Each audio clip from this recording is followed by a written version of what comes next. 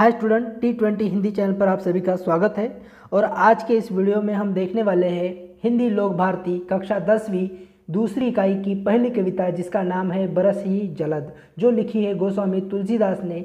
इसका स्वाध्याय जो हमने बनाया है इस वीडियो में एग्ज़ाम के पॉइंट ऑफ व्यू से, जो अलग अलग प्रकाशन के क्वेश्चन हमने यहाँ पर लिए हैं ताकि आपकी तैयारी एग्ज़ाम की दृष्टि से अच्छी हो सके। तो चलिए देखते हैं हम बरस ही जलद का स्वाध्याय, अति महत्वपूर्ण प्रश्न जो एग्जाम की दृष्टि से बन सकते हैं। तो चलिए देखते हैं क्वेश्चन। देखिए, पहला क्वेश्चन हमने यहाँ पर लिया है शब्दार्थ, जो समानार्थी शब्द पर्यायवाची शब्द के रूप में पूछे जाते हैं। बड़ा अति महत्वपूर्ण प्रश्न इस पर बनता है।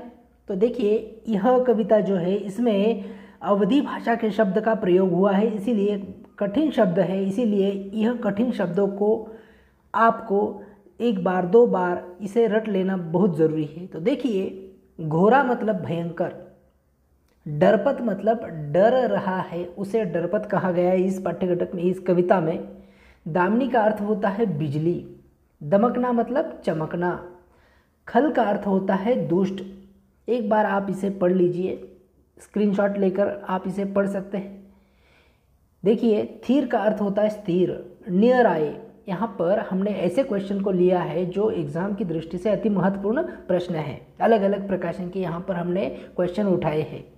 नियर आए मतलब पास आकर, जथा मतलब जैसे, निवही मतलब झुक जाते हैं, विनम्र हो जाते हैं। बूध का अर्थ होता है विद्वान, आघात का अर्थ होता है प्रहार, खल मतलब दुष्ट, सह मतलब सह लेते हैं, क्षुद्र मतलब छोटी, तोराई का अर्थ होता है तोड़कर, थोड़े हूँ थोड़े से भी, ढाबर मटमैला, लपटानी लिपट जाते हैं। जीमी का अर्थ होता है जैसे, पही मतलब के पास, जलनिधि समुद्र, महु का अर्थ होता है में, अचल मतलब स्थिर। इस प्रकार से यहाँ पर हमने क्वेश्चन उठाए हैं। देखिए, सदग्रंथ मतलब अच्छे ग्रंथ, महान ग्रंथ। देखिए, और शब्दार्थ है जो इसके ऊपर हमने यहाँ पर लिए हैं। सभी शब्दार्थ को आप नोटबुक में नोट डाउन कर लीजिए ताकि एग्ज़ाम की दृष्टि से आपकी तैयारी अच्छे से हो सके। यदि हमारे चैनल पर नए हो तो हमारे चैनल को सब्सक्राइब कीजिए। कोई भी सुझाव हो, कमेंट हो तो कमेंट बॉक्स में लिखिए, आपको उन समस्याओं का समाधान यहाँ पर लिया जाएगा। कुछ दिनों के बाद हमारे लाइव क्लास होने वाले हैं हर टॉपिक पर, हर सब जो पाठ्यघटक है उस पर। तो हमसे जुड़े रहिए, हर वीडियो को ध्यानपूर्वक देखिए और कमेंट बॉक्स में लिखकर समस्या पूछ सकते हैं आप।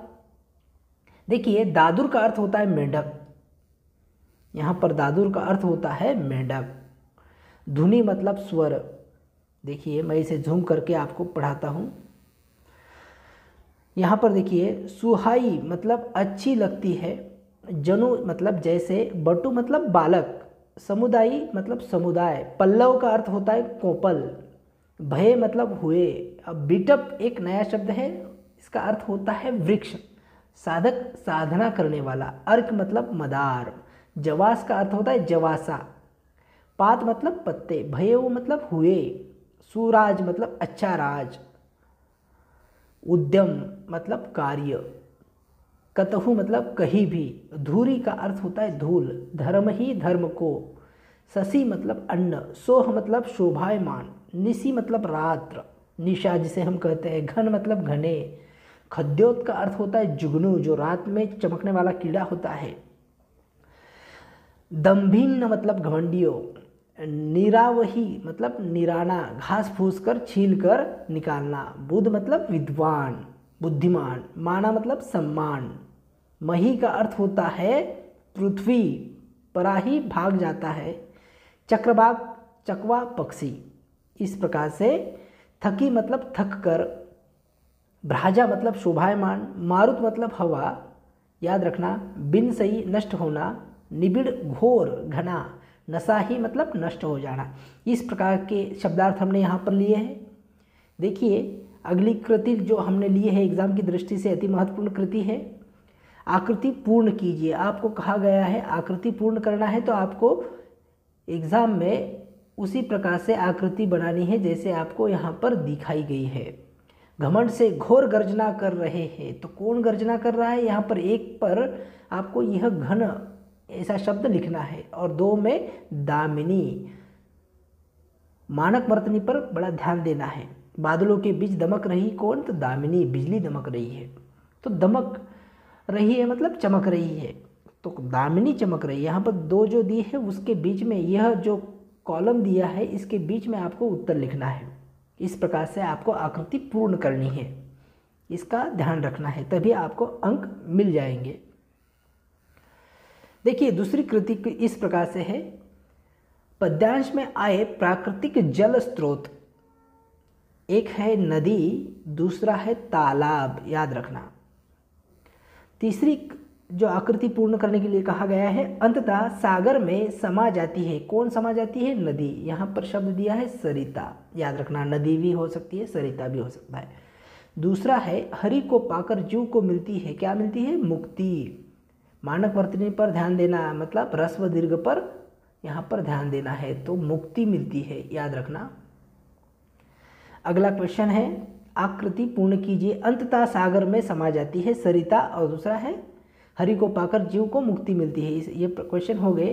देखिए हरि घासों के कारण नहीं दिखाई दे रहा है, हरी घास के कारण क्या नहीं दिखाई दे रहा है, रास्ता। दूसरा क्वेश्चन है, पाखंडी के विवाद से लुप्त हो जाते हैं सदग्रंथ, अच्छे ग्रंथ पाखंडी लोगों के कारण वह सदग्रंथ जो होते हैं वो लुप्त हो जाते हैं।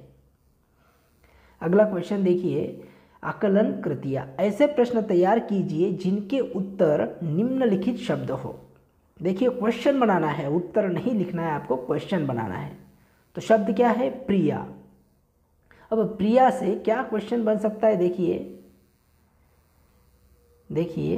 प्रिया किसकी अनुपस्थिति के अंदर श्री राम का मन भयभीत हो रहा है, तो वह है प्रिया के कारण, प्रिया यानी माता सीता। देखिए उसके बाद दूसरा क्वेश्चन शब्द है खल। खल ऐसा कि जिसका उत्तर खल आना चाहिए, ऐसा क्वेश्चन बनाना है। तो देखिए क्वेश्चन किस प्रकार से बनेगा, थोड़ा सा धन पाकर कौन इतराते हैं, तो खल। तीसरा देखिए, तीसरा शब्द है तालाब। सिमट सिमट कर जल कहाँ भरता जा रहा है, तो तालाब में। किसके कारण रास्ते नहीं दिख रहे हैं, सूझ रहे हैं, तो वह तृण के कारण।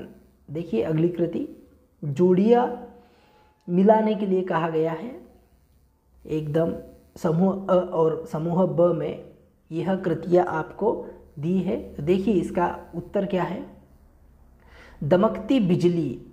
तो इसका अर्थ क्या है, इसका उत्तर है उसके ही सामने क्या, दुष्ट की मित्रता, इस प्रकार से है। नव पल्लव से भरा वृक्ष, उस साधक के मन का विवेक, उपकारी की संपत्ति। तो उसका अर्थ है शशि संपन्न पृथ्वी और भूमि की माया से लिपटा जीव। इस प्रकार से जोड़ियाँ मिलाने के लिए कहा गया है। तो देखिए अगली कृति क्या है, आकृति पूर्ण कीजिए। इनके पत्ते झड़ रहे, किसके पत्ते झड़ रहे, अर्क के और जवास के।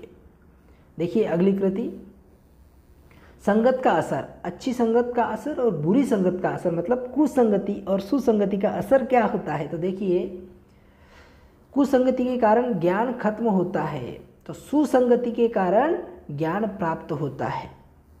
देखिए अगली कृति, 2 अंकों के लिए यह कृति पूछी जाती है। पद्यांश की प्रथम 4 पंक्तियों का अर्थ, या पद्यांश की, या फिर आपको 2 पंक्तियां दी जाएंगी, इनका अर्थ आपको लिखना है स्वमत, अपने मत के अनुसार। तो देखिए पद्यांश की प्रथम 4 पंक्तियों का सरल अर्थ लिखिए, तो कुछ इस प्रकार से अर्थ होगा,